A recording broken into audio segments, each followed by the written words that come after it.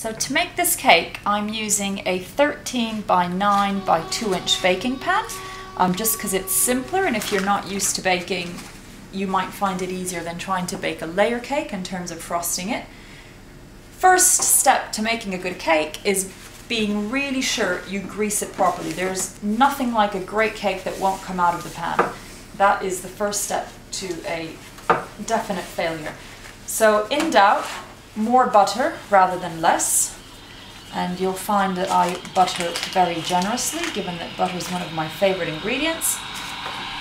This said, go for the extra fat only when greasing. Don't go for any extra fat. Don't be tempted to add fat to the recipe, because too much fat can make it difficult for a cake to rise. So the only extra fat you're allowed is in the greasing process. So this looks really messy, and actually it is, but I can promise you my cake will not come out of the pan. Look at this. Okay. So what you basically want to make sure of is that there are no places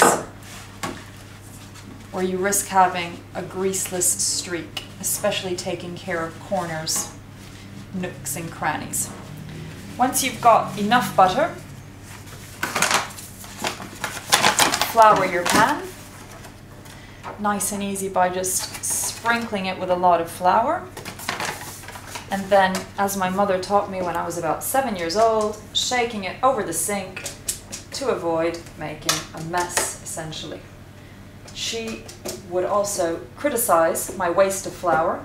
And to be honest, if I wasn't on video, I'd probably be using a bit less, but I'm trying to save your time, and the only way I can do that is by playing it better safe than sorry.